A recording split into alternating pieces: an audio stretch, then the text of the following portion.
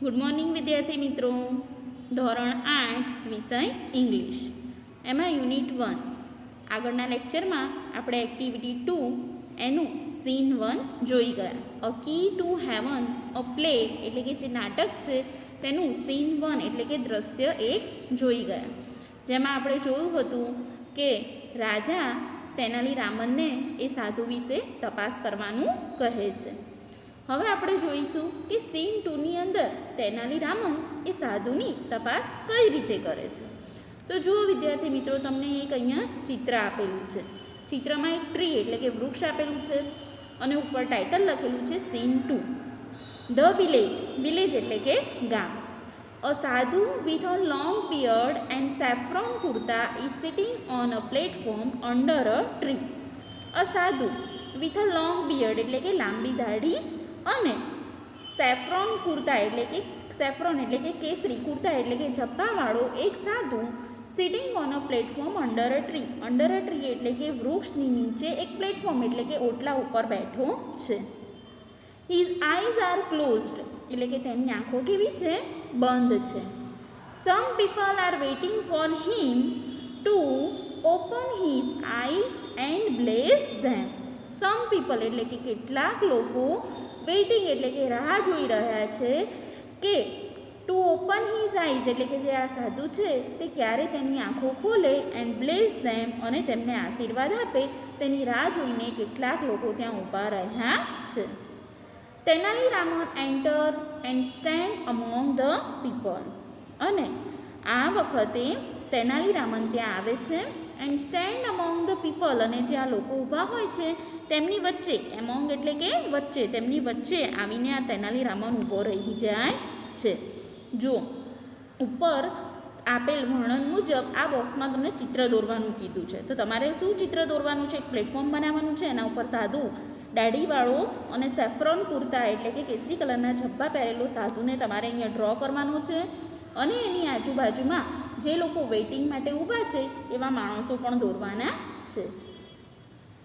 હવે આગળ જોઈએ વિલેજર 1. વિલેજર 1 એટલે કે વિલેજર 1 એટલે કે ગામનો એક માણસ કહે છે સાયલેન્સ, લુક હિયર. શું કહે છે? શાંતિ. લુક ધેર, ત્યાં જુઓ. The great saint is opening his divine eyes. The great saint એટલે કે મહાન સાધુ ઓપનિંગ હિઝ ડિવાઇન આઈઝ.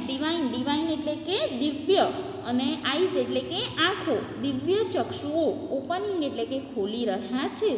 એટલે ગામનો પહેલો માણસ એવું કહે છે કે સાયલેન્સ એટલે કે શાંતિ, ત્યાં જુઓ એક મહાન સંત તેમના દિવ્ય ચક્ષુઓ ખોલી રહ્યા છે.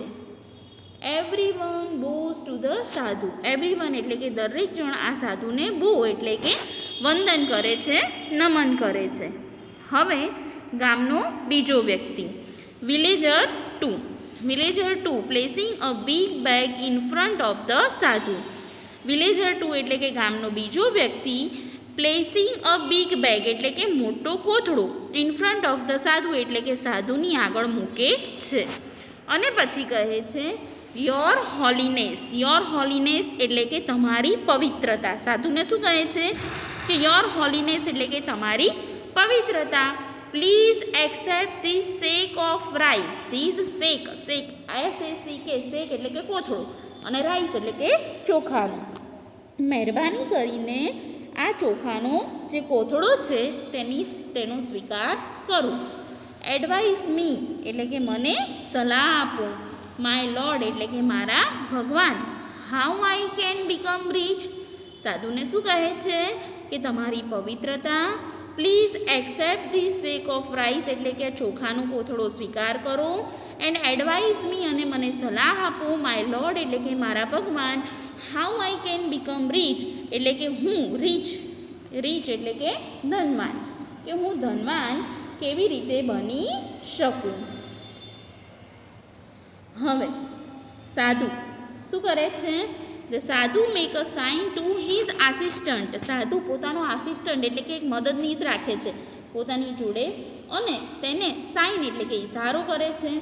The assistant take away the sack અને એનો જે મદદનીશ એટલે કે આસિસ્ટન્ટ હોય છે તે આવીને પેલો ચોખાનો કોથળો લઈ જાય છે. જુઓ અહીંયા આગળ આ નાટકમાં શું થાય છે.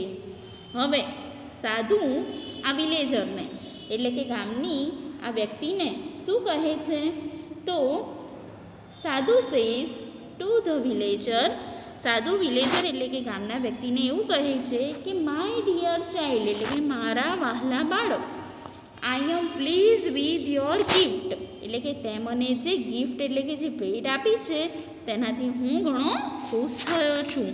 નાવ ડોન્ટ વરી, શું કહે છે, ડોન્ટ વરી એટલે કે ચિંતા કરીશ નહીં, તે મને ગિફ્ટ આપી દીધી ને, હવે તું ચિંતા કરીશ નહીં. I will definitely make you rich, શું કહે છે કે હું તને ડેફિનેટલી એટલે કે ચોક્કસથી રીચ એટલે કે ધનવાન બનાવી દઈશ. We need to perform a puja at your house, પરંતુ વી એટલે કે અમારે, યોર હાઉસ એટલે કે તારા ઘરે પૂજા કરવાની જરૂર પડશે. હવે જો જે માણસ અહીંયા ધનવાન બનવા આવ્યો છે એ ખરેખર પોતે મોટો કોથળો ભરીને શું લાવ્યો છે, રાઈસ એટલે કે ચોખાનો કોથળો લાવ્યો છે. હવે એ માણસ ધનવાન બનવા આવ્યો છે અને એ આ સાધુને એવું કહે છે કે હું તમને આ ચોખાનો કોથળો અર્પણ કરું છું, તમે મહેરબાની કરીને મને ધનવાન બનાવી દો. એટલે સાધુ એવું કહે છે કે હવે તો હું તને ચોક્કસ ધનવાન બનાવી દઈશ, પરંતુ તેના માટે મારે તારા ઘરે પૂજા કરવી પડશે. હવે આવે છે વિલેજર 2. વિલેજર 2 શું કહે છે, thank you your Holiness, thank you એટલે કે આભાર, યોર હોલીનેસ એટલે કે તમારી પવિત્રતા. આઈ એમ સો લકી એટલે કે હું ખૂબ જ ભાગ્યશાળી છું, હું ખૂબ જ નસીબદાર છું.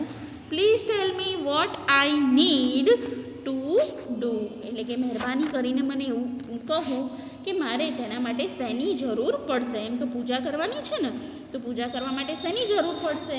સાધુ સેઝ ડિયર ચાઇલ્ડ એટલે કે વહાલા બાળક, now I need only 2 gold coin for the puja. શું કહે છે ધીમે રહીને સાધુ કે મારા વહાલા બાળક, નાવ એટલે કે હવે, આઈ નીડ ઓનલી 2 ગોલ્ડ કોઈન હવે તો મારે માત્ર 2 સોનાના સિક્કાની જરૂર છે પૂજા કરવા માટે. હવે માણસ અહીંયા ધનવાન બનવા આવ્યો હોય અને જો સોનાના સિક્કા જ ખરીદી શકતો હોય તો શું કરવા સાધુ માટે, સાધુની પાસે ધનવાન બનવા માટે આવે. પરંતુ આ ધનવાન બનવાવાળો માણસ પણ મૂર્ખ છે.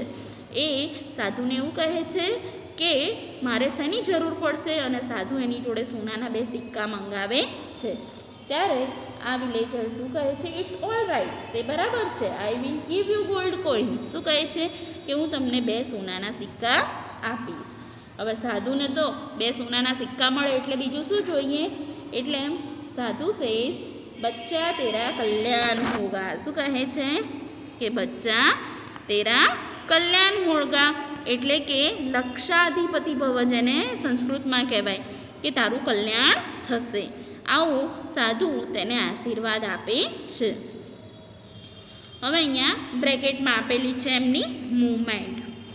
The villager take out 2 gold coin and give to the સાધુ. આ વિલેજર એટલે કે જે ગામનો વ્યક્તિ છે તે ટેક આઉટ 2 ગોલ્ડ કોઈન એટલે કે 2 સોનાના સિક્કા લઈ આવે છે એન્ડ ગીવ્સ ટુ ધ સાધુ અને તે સાધુને આપે છે. Raman is watching this carefully અને તેનાલી રામનને રાજાએ મોકલ્યો હોય છે ને બધું તપાસ કરવા માટે, એટલે Tenali Raman is watching carefully આ બધું કાળજીપૂર્વક જોઈ રહ્યો હોય છે કે ત્યાં શું બની રહ્યું છે. ધ સાધુ put the coin in to his pocket, સાધુ શું કરે છે 2 સોનાના સિક્કા લઈને પોતાના પોકેટમાં એટલે કે ખિસ્સામાં મૂકી દે છે એન્ડ બ્લેસીસ અને આશીર્વાદ આપે છે ગામના માણસને જે સોનાનો સિક્કા લઈને આવ્યો હોય છે તેને. Raman push the crowd side અને પછી તેનાલી રામનથી રહેવાતું નથી. તે push the crowd side, crowd એટલે કે જે ટોળું છે તેને અસાઈડ એટલે કે બાજુમાં ખસેડી દે છે એન્ડ રશિસ ટુ ધ સાધુ અને સાધુની સામે દોટ મૂકે છે. RUSH એટલે કે દોટ મૂકવું. તે સાધુની સામે દોટ મૂકીને જાય છે and he falls at his feet અને તેમના પગમાં પડી જાય છે. એટલે શું કરે છે તેનાલી રામન, જે ટોળું હોય છે એને સાઈડમાં ખસેડીને સીધો સાધુના પગમાં પડે છે. પછી તેનાલી રામન કહે છે યોર હોલીનેસ એટલે કે તમારી પવિત્રતા, you are the greatest saint in the world. શું કહે છે? તમે તો દુનિયાના મહાન, ગ્રેટેસ્ટ એટલે કે મહાન સંત છો. પ્લીઝ બ્લેસ મી, મહેરબાની કરીને મને પણ આશીર્વાદ આપો. સાધુ says get up my child. શું કહે છે સાધુ? કે મારા બાળક ઊભો થા. ટેલ મી યોર પ્રોબ્લેમ, મને તારી સમસ્યા જણાવ. હવે તેનાલી રામન પોતાની સમસ્યા જણાવે છે. Tenali Raman says my lord I have everything in my life. જુઓ તેનાલી રામન કઈ રીતે વાત કરે છે કે માય લોર્ડ, સંત માટે શબ્દ વાપરે છે કે માય લોર્ડ એટલે કે મારા ભગવાન. I have everything in my life, મારા જીવનમાં મારી પાસે બધું જ છે. I have a big house, a lot of money and a happy family. શું કહે છે કે મારી પાસે મોટું ઘર છે, ઘણા બધા રૂપિયા છે, એન્ડ હેપી ફેમિલી એટલે કે મારું કુટુંબ પણ સુખી છે. બટ ડુ સમથિંગ, પરંતુ એવું કંઈક કરો. ડુ સમથિંગ એટલે કે કંઈક કરો સો ધેટ કે જેથી I can go to heaven after my death. શું કહે છે સંતને કે એવું કંઈક કરો કે જેથી કરીને હું મારા ડેથ એટલે કે મૃત્યુ પછી હેવન એટલે કે સ્વર્ગમાં જઈ શકું. આવી માંગણી તેનાલી રામન સાધુ પાસે કરે છે. Sadhu says it's very easy for me, come nearer. હવે સાધુ શું કહે છે? આ તો કે મારા માટે ખૂબ જ સરળ કામ છે. કમ નિયર એટલે કે નજીક આવ. જુઓ રામન ગોઝ વેરી નિયર. શું કરે છે Tenali Raman? Goes very near to the સાધુ, સાધુની ખૂબ જ નજીક જાય છે. એન્ડ સડનલી એટલે કે અચાનક he plucks out a hair from the sadhu's beard. સાધુની ખૂબ જ નજીક જાય છે અને સાધુની બિયર્ડ એટલે કે દાઢીમાંથી હેર એટલે કે વાળને પ્લક કરે છે એટલે કે ચૂંટે છે. સાધુની દાઢીમાંથી એક વાળને ચૂંટી લે છે. સાધુ સેઝ, હવે સાધુ શું કહે છે? સાધુ સેઝ આઉચ, દાઢીમાંથી વાળ ખેંચી લે એટલે દુઃખ તો થાય ને, એટલે કે છે આઉચ કરીને બૂમો પાડે છે. હવે આગળ જોઈએ. He hold the hair up proudly and addresses the crowd. હવે આ તેનાલી રામન શું કરે છે? જે વાળ તેણે સાધુની દાઢીમાંથી ખેંચ્યો હોય છે ને તેને પ્રાઉડલી એટલે કે ગર્વથી ઊંચો કરે છે. હોલ્ડ કરવો એટલે કે ઊંચો કરે છે. And address to the crowd, અને જે ટોળું હોય છે તેને તે એડ્રેસ કરે છે એટલે કે બતાવે છે એ વાળ. પછી તેનાલી રામન શું કહે છે? તો Tenali Raman says I am the luckiest man in the world. એટલે કે દુનિયામાં હું લકીએસ્ટ એટલે કે નસીબદાર, ખૂબ જ નસીબદાર છું. I have the magical hair, મારી પાસે જાદુઈ વાળ છે. These hair will take us directly to heaven. અને આ જે વાળ છે તે મને ડાયરેક્ટલી હેવન એટલે કે સ્વર્ગમાં લઈ જશે, મને સીધો સ્વર્ગમાં જ લઈ જશે. He is a very very holy man. અને તેનાલી રામન જે પબ્લિક બેઠી હોય છે તેને એવું કહે છે કે આ સંત છે તે ખૂબ જ પવિત્ર સંત છે, પવિત્ર માણસ છે. Every hair of his beard is a free ticket two heaven. અને તેમની દાઢીનો દરેક વાળ, એવરી હેર એટલે કે દરેક વાળ તેમની, હિઝ બિયર્ડ એટલે કે તેમની દાઢીનો દરેક વાળ એ ફ્રી ટિકિટ ટુ હેવન, તે સ્વર્ગમાં જવા માટેની ફ્રી એટલે કે મુફ્ત ટિકિટ છે. હવે આવું તેનાલી રામન આ ગામના લોકોને કહે છે ત્યારે villager two says I also want to go to heaven. ગામનો બીજો વ્યક્તિ શું કહે છે કે મારે પણ હેવન એટલે કે સ્વર્ગમાં જવું છે, rather than to become rich in this world. શું કહે છે? જે રીચ એટલે કે ધનવાન બનવા આવ્યો હોય છે તે એવું કહે છે કે ધનવાન બનવું એના કરતાં તો સ્વર્ગમાં જવું સારું. એટલે એવું કહે છે કે I also want to go to heaven rather than become rich in this world. Your holiness એટલે કે તમારી પવિત્રતા, allow me to pluck a hair એટલે કે મને પણ આ વાળ તોડવા માટેની અલાઉ એટલે કે પરવાનગી આપો. ધ સાધુ પ્રોટેસ્ટ અ લોટ. હવે જે આ સાધુ હોય છે તે ખૂબ જ પ્રોટેસ્ટ એટલે કે વિરોધ કરવો, ખૂબ જ વિરોધ કરે છે. But the villager pluck a hair. પરંતુ શું કરે છે આ વિલેજર એટલે કે જે આ ગામનો માણસ હોય છે તે તેનો વાળ લેવા માંગતો હોય છે. He again make a cry of pain.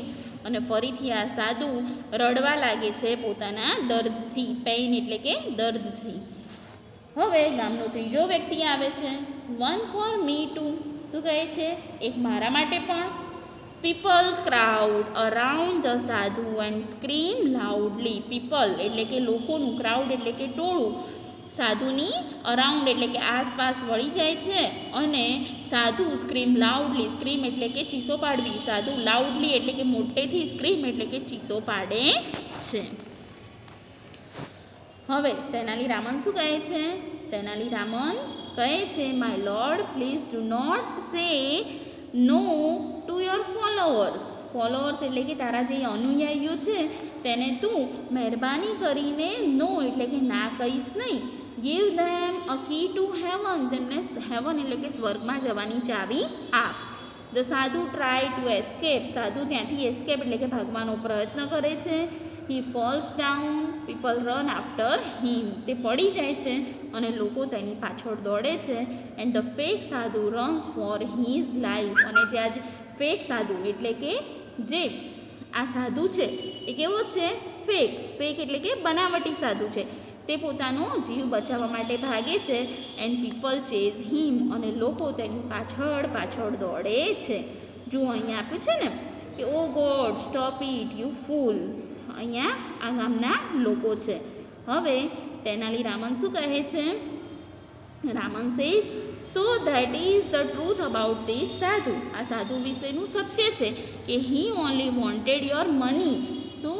તે સાધુ તમારા મની અને ગિફ્ટ એટલે કે તમારા પૈસા અને તમારી ભેટ સ્વીકારવા માટે આવ્યો છે. We can be rich by working hard. તમે એને ભેટ અને પૈસા આપીને ધનવાન બનો એના કરતાં બેટર છે કે તમે બાય વર્કિંગ હાર્ડ એટલે કે સખત મહેનત કરીને પણ ધનવાન બની શકો છો. We need not give our earning to sadhus like this. અને તેનાલી રામન ગામના લોકોને સલાહ આપે છે કે આપણે આપણી અર્નિંગ એટલે કે જે કમાણી છે તે આવા સાધુઓને આપવી જોઈએ નહીં. Villager 2 says oh my 2 gold coin. એટલે એટલામાં પહેલાં વિલેજર 2 એટલે કે જે ગામનો બીજો માણસ હોય છે એને યાદ આવે છે કે અરે મારા સોનાના સિક્કા આ તો લઈને કે સાધુ ભાગી ગયું. Tenali Raman says don't worry. Tenali Raman કહે છે ચિંતા ન કરીશ. The king's man will arrest him. એટલે કે જે રાજાના માણસો છે તે તેને અરેસ્ટ કરી દેશે એટલે કે તેને પકડી લેશે. And every one will get his money back. અને દરેકને તેમના પૈસા પાછા મળી જશે. Raman goes back to the court. અને આ પત્યા પછી તેનાલી રામન કોર્ટ એટલે કે દરબારમાં એટલે કે રાજ દરબારમાં પાછો જાય છે. તો વિદ્યાર્થી મિત્રો, આપણે જે સીન 2 જોયું એના ઉપરથી આપણે શું શીખ્યા કે કંઈ પણ વસ્તુ મેળવવા માટે શું કરવું જોઈએ? સખત મહેનત કરવી જોઈએ. હવે એના ઉપરથી તમને અહીંયા ટ્રુ અને ફોલ્સ આપેલા છે એ તમારે લખવાના છે. એના પછી જે who is this sentence about, કે આ સેન્ટેન્સ એટલે કે વાક્ય કોને લાગુ પડે છે. And answer the following question. એના પછી આપેલું છે find the word from the lesson that mean the following. The first letter is printed in the bracket. કે આ વાક્ય કોને લાગુ પડે છે એનો શબ્દ તમારે લખવાનો છે. એનો ફર્સ્ટ લેટર આપેલું છે એની ફિલ ઇન ધ બ્લેન્ક કરવાની છે. અને લાસ્ટમાં છે E. Imagine you are Tenali Raman. તમારે એવું વિચારવાનું છે કે તમે તેનાલી રામન છો. And tell the king what happen. અને તમારે રાજાને એવું કહેવાનું છે કે ત્યાં શું થયું હતું.